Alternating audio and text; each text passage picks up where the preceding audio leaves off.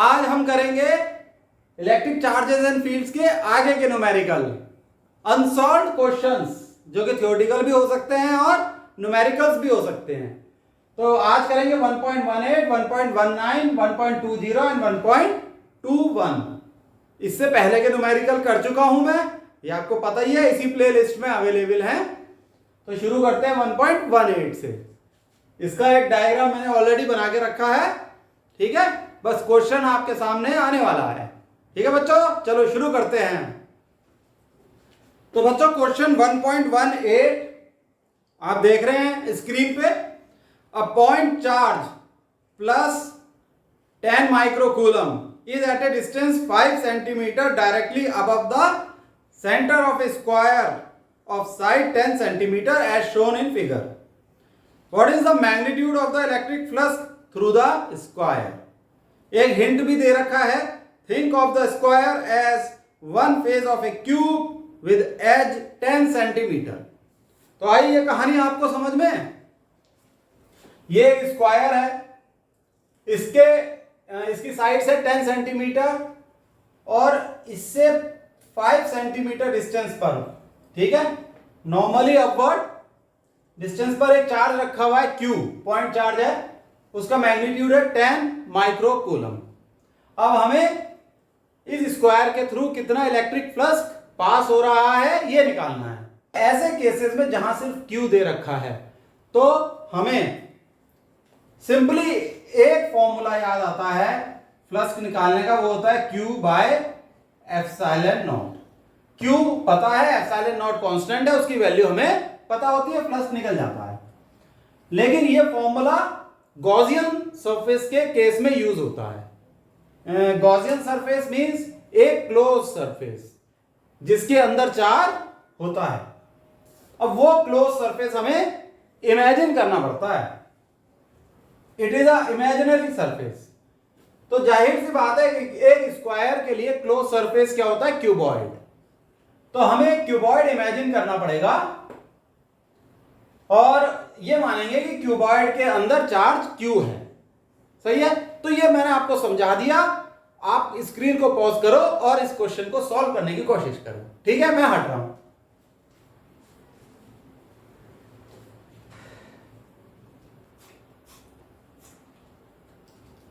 बच्चों इस क्वेश्चन को डायरेक्टली कर सकते हो, कंसेप्ट पता हो तो, लेकिन फिर भी मैं आपको ना कंसेप्ट फिगर के साथ समझाता हूं। इससे क्या होगा ना कि इस तरीके का और भी क्वेश्चन आया तो आप इजीली कर ले जाओगे। तो आप जैसे क्यूब इमेजिन करोगे तो कुछ ऐसे सिचुएशन बनेगी। देखो एक क्यूब ड्रॉ करा, पता ही है कि क्यूब कैसे ड्रॉ होता है। ये आपने क्यूब ड्रॉ कर लिया,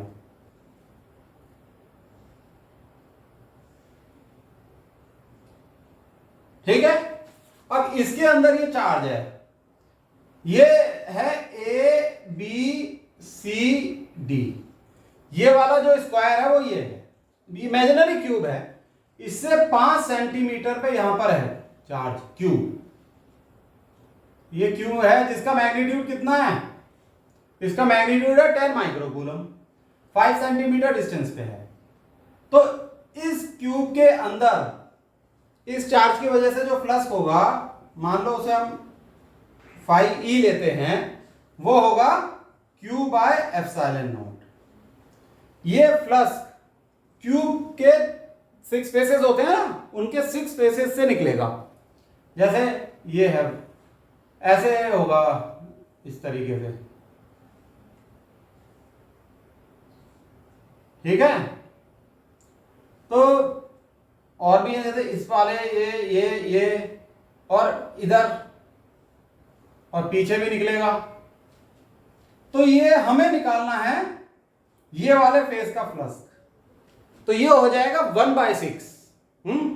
जो ये फ्लक्स हो जाएगा square, A B C D ले लो, ए बी सी डी। इस सरफेस के थ्रू जो फ्लक्स होगा वो 1/6 times Q by epsilon naught. इसका 1/6 हो जाएगा, क्योंकि जो फ्लक्स निकलेगा हर फेस से इक्वल निकलेगा। आई कहानी समझ में। तो तो हर फेज से इसका 1/6 निकलेगा, इसलिए ABCD से भी 1/6 टाइम्स Q/ε0 निकलेगा।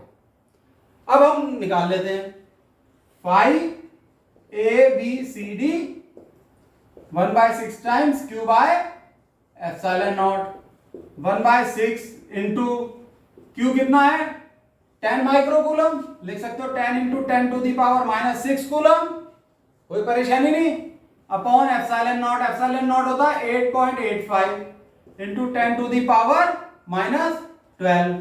देखो अब आप इसे सॉल्व करोगे तो आएगा 1.88 into 10 to the power 5 newton metre square पर कूलम। सही है, यह आंसर आएगा। अब इसमें जो है ना मेन कंसेप्ट इसी चीज का है कि हमें एक गॉसियन सरफेस इमेजिन करना होता है। गॉसियन सरफेस क्या होता है, वो एक क्लोज सरफेस होता है, क्लोज सरफेस, और हम सिमेट्रिकल लेते हैं, ऐसा सरफेस जो कि सिमेट्रिकल हो। यहां cuboid is a symmetrical surface.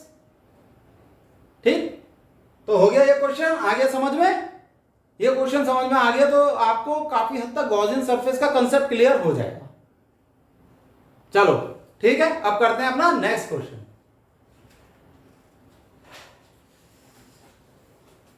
तो बच्चों अब हम आ गए हैं क्वेश्चन 1.19 पे। A point charge of 2 microcoulomb is at the center of a cubic Gaussian surface 9 centimeter on edge. What is the net electric flux through the surface? Simple है, करो इसे। It is not a difficult question. Charge दे रखा है, इसमें आपको charge दे रखा है और हमें पता है नेट इलेक्ट्रिक फ्लक्स कितना होता है, phi इज Q/ε0। वैल्यू रख दो बस, phi बताओ भाई, Q की वैल्यू रख दो और ε0 की वैल्यू रख दो। 2 इंटू 10 टू दी पावर -6। ठीक है, चार्ज हमेशा कूलम में लेते हैं। 8.85 into 10 raise to the power -12, ये ε0 की वैल्यू हो गई, तो ये हो जाएगा आपका 2.26 into 10 to the power 5 newton metre square पर कूलम। देखो ऊपर जाके हो जाएगा 10 रेज़ टू दी पावर 6। ठीक है, this is your answer. Simple question है, ये तो कर ही लिया होगा बच्चों। अब क्वेश्चन पढ़ेंगे 1.20। ठीक है, पढ़े इसे।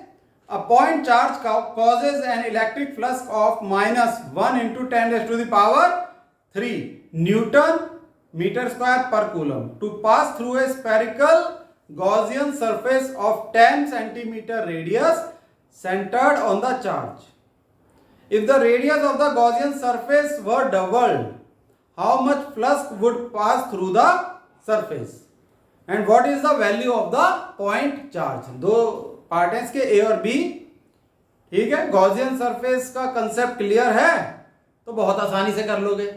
ठीक, चलो स्क्रीन पॉज करके करो इसे और मुझे आंसर बताओ। चलो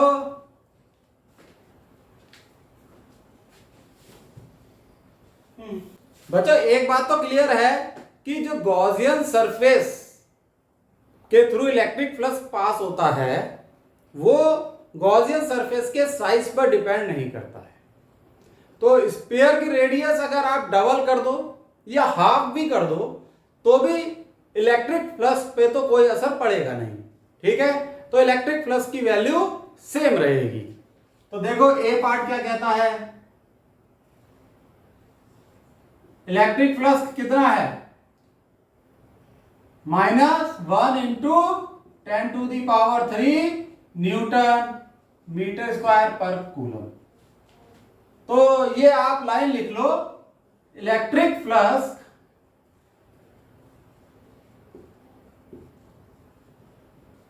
does not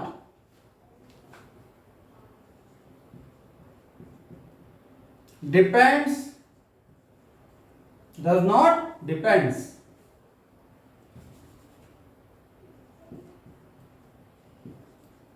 on the size of the Gaussian surface.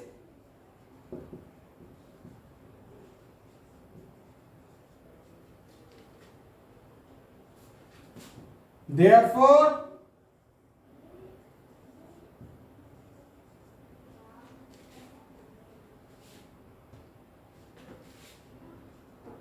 its value will remain same. That is, phi e is equal to minus 1 into 10 raised to the power minus 10 raised to the power 3 newton metre square पर coulomb. ठीक, इसमें इतना answer सही है भाई। Phi E क्या होता है? Q by epsilon not. तो इस फॉर्मूले में कहीं साइज का जिक्र हो रहा है गॉसियन सरफेस के? नहीं हो रहा। अहम बात क्या है, ये जो चार्ज है ये total charge inside the Gaussian surface होता है और ये गॉसियन सरफेस के अंदर होना चाहिए। सिर्फ इस पे डिपेंड करती है वैल्यू प्लस की या एप्सिलॉन नॉट की। क्लियर? तो बच्चों ये तो आपने नोट कर लिया होगा, इसे मैं रब कर देता हूं। अब बी पार्ट में ये हमसे पूछ रहे हैं कि भाई गॉसियन सरफेस के अंदर कितना चार्ज था, how much charge is enclosed. तो अब हम कर रहे हैं ये बी पार्ट, यहां लिख लेते हैं बी। तो इस फॉर्मूले से पता लगता है चार्ज कितना होता है, Q is equal to electric flux multiplied by epsilon naught. Electric flux है 1 into 10 raised to the power 3 multiplied by epsilon naught, वो होता है 8.85 into 10 raised to the power -12। Charge आ जाएगा आपका कूलम में। कैलकुलेट करो, बहुत टफ कैलकुलेशन है क्या ये भाई, इसको 1 से मल्टीप्लाई कर दो। -8.85 into 10 raised to the power -9, 9 coulomb, 9। और क्या लिख सकते हैं इसके बारे में? -8.85 nano coulomb, 10 raised to the power 9 -9 क्या होता है? Nano coulomb. चलो ये तो ठीक हो गया। चार्ज कैसा है? निगेटिव है, सही है। उसका मैग्नीट्यूड भी पता लग गया। इससे ज्यादा क्या जानकारी चाहिए चार्ज के बारे में? This is your answer. सही है, कर लिया था ना आपने? हाँ। अब पढ़ेंगे question 1.21। A conducting sphere of radius 10 centimeter has an unknown charge.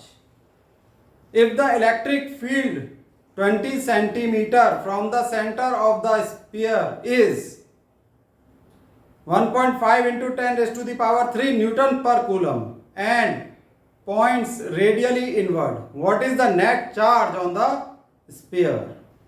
चलो भाई नेट चार्ज निकालो। इलेक्ट्रिक फील्ड दे रखा है, ठीक है। करो इसे, पॉज करो स्क्रीन। तो बच्चों देखो ये जो है क्वेश्चन समझने लायक है कि एक स्फीयर है, उसकी रेडियस है 10 सेंटीमीटर, सही। अब उसके सेंटर से 20 सेंटीमीटर इलेक्ट्रिक फील्ड की वैल्यू दे रखी है, यानी वो वैल्यू कहां पर है? स्फीयर के बाहर। चलो वो इलेक्ट्रिक फील्ड यहां है, तो मान लो ये है इलेक्ट्रिक फील्ड और इसकी वैल्यू दे रखी है और ये रेडियली इनवर्ड है, सही है। तो एक और स्फीयर बनाया हमने, ये बना दिया रेड पेन से, ठीक। तो ये इस तरीके से है इलेक्ट्रिक फील्ड।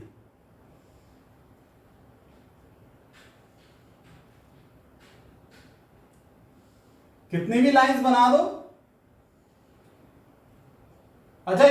मत समझ लेना, इट इज अ स्फीयर।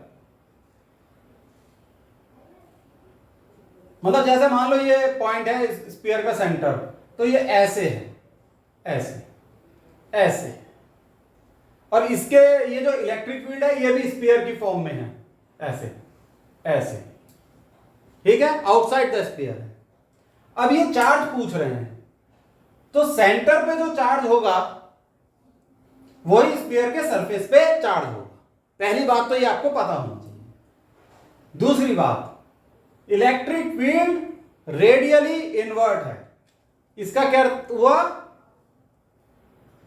मान लो यहां चार्ज Q है, यही चार्ज Q सरफेस पे होगा, और इलेक्ट्रिक फील्ड रेडियली इनवर्ट है, इसका मतलब टुवर्ड्स द चार्ज, चार्ज की तरफ उसकी डायरेक्शन है। तो जब चार्ज की तरफ डायरेक्शन होती है तो चार्ज निगेटिव होता है। ये हमने पढ़ा था ना कि चार्ज की तरफ डायरेक्शन हो तो चार्ज निगेटिव होता है, और अगर चार्ज पॉजिटिव है तो इलेक्ट्रिक फील्ड की डायरेक्शन कैसी होती है, अवे फ्रॉम द चार्ज। ये बात ध्यान रखना। तो यानी ये तो हमारे को क्लियर हो गया कि चार्ज निगेटिव है, Q इज निगेटिव। अब रह क्या गया, इसका मैग्नीट्यूड निकालना है, ठीक है, चलो वही निकालते हैं हम। इलेक्ट्रिक फील्ड दे रखा है, कितना दे रखा है आपको, 1.5 इंटू 10⁻³ न्यूटन पर कूलम। इसका फॉर्मूला होता है 1/4 pi epsilon not into Q/r²। Q निकालना है, क्यू हो जाएगा 4 pi epsilon not into electric field into r²। तो ये जो r क्या है, ये 20 सेंटीमीटर है। r 20 सेंटीमीटर को मीटर में कन्वर्ट कर दो, 0.2 मीटर, सही है। तो ये अच्छा 4 पाई एप्सिलॉन नॉट की वैल्यू क्या होगी पता है ना, यहां लिखता हूं देखो, 1/4 pi epsilon naught is equal to 9 into 10⁻⁹। Therefore 4 pi epsilon naught equal to 1/9 into 10⁹। Clear. तो यहां लिखते हैं 1/9 into 10⁹, multiplied by electric field 1.5 into 10⁻³ multiplied by r² यानी 0.2 का होल स्क्वायर। मीटर में कन्वर्ट कर दिया, करो इसे सॉल्व। ये आ जाएगा 6.67 इंटू 10⁻⁹ कूलम। -9 है तो नैनो कूलम लिख सकते हैं, 6.67 नैनो कूलम। और किस तरीके का है, negative. This is your answer. तो देखा आपने, थोड़ा सा कंसेप्चुअल था, ये फंडा समझ में आना चाहिए कि इलेक्ट्रिक फील्ड आउटसाइड लग रहा है, ठीक है, और रेडियली इनवर्ट है रेडियली, तो इसका मतलब चार्ज नेगेटिव है। और स्फीयर पे चार्ज पूछ रहे हैं, तो जो सेंटर पे होता है वही सरफेस पे होता है स्फीयर के केस में। ये बात भी क्लियर है, बस ये कंसेप्ट लगने हैं। तो physics is all about concept, सही है, इसको देख लो, समझ लो, ठीक। आज के लिए इतना बहुत है, बाय, सी यू।